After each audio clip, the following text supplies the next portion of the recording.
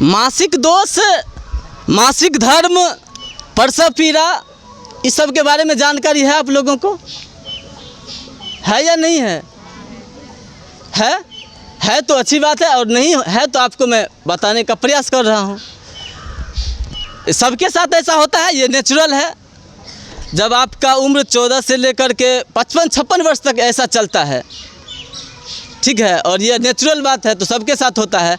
और ज़रूरी इसीलिए है कि महाराष्ट्र में एक भाई ने अपने 12 साल के बहन को जो है हत्या कर दिया।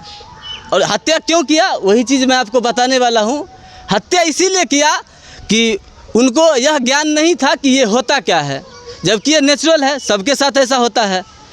तो उस मासिक दोष के धब्बे को, दाग को उन्होंने यौन संबंध का जो है संकेत मान लिया, और वो अपनी बहन का जो है हत्या कर दिया, जबकि उसको ऐसा नहीं करना चाहिए था। ऐसा सबके साथ होता है, ठीक है आप लोग। और कहा जाता है, साइंस कहता है कि अगर महिलाओं को मासिक दोष ना हो तो वो ज़िंदगी में या दुनिया में किसी को भी हरा सकती है। पढ़ते होंगे आप लोग साइंस अच्छी तरीके से। और एक संस्कृत का श्लोक भी है कि यत्र नार्यस्तु पूजन्ते रमन्ते तत्र देवता, यत्रे तस्तु न पूजन्ते स्वास्थ्य फला क्रिया। स्त्री घर में लक्ष्मी के समान होती है, और इसी के सदा व्यवहार और सदा प्रयास से घर की इज्जत बढ़ती है। और कितने भी महान पुरुष क्यों न हो, उसकी जन्म देने वाली भी यही होती है। इसीलिए स्त्री की रक्षा सदा करनी चाहिए। करेंगे ना आप लोग? अपनी बहन का रक्षा करेंगे ना?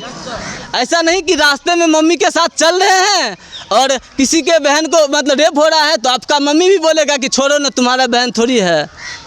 उस कंडीशन में उसको छोड़ना नहीं है, मम्मी को समझाना है कि वो भी मेरी बहन है, ठीक है। हाँ, तो उस मासिक दोष के समय जो है कुछ महिला ऐसा करती है कि ब्लड को गंदे कपड़ा से उसको पोंछता है। ऐसा नहीं करना चाहिए आप लोगों को। उससे क्या हानि है, आपको आगे चलकर एनीमिया का बीमारी भी हो सकती है, बांझपन का शिकायत भी आ सकता है।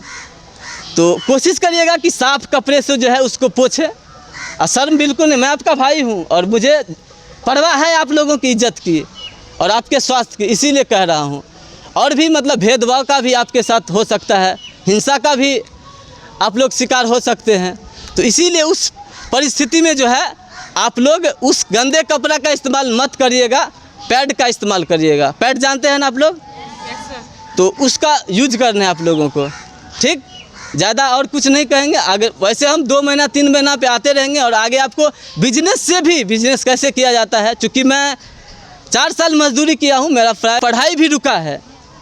गरीबी एक अभिशाप है समाज के लिए। आपके अंदर कितना भी टैलेंट है, क्यों नहीं है, लेकिन अगर आपके पास गरीबी है तो सफलता तो मिलनी तय है, लेकिन कुछ देर लगती है।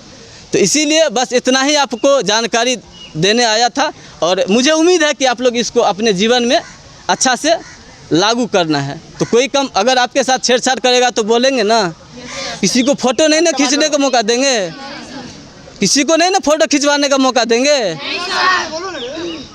आप लोग क्यों सोए हुए हैं? और आप घर पे जाइएगा तो अपने बच्चों को भी समझाना है। अब बताइए 4 साल के बच्चों को क्या, 4 साल के बच्चा तो आपका बात समझ जाएंगे ना, तो 4 साल के बच्चों को भी समझाना है। हर बच्चों को समझाना है कि आप खेलने जाते हैं, आस पड़ोस कौन आपको कहाँ टच करता है, आपको बताना है, ठीक है। बस मैं ज़्यादा ज्ञानी नहीं हूँ, अनुभव शेयर कर रहा हूँ।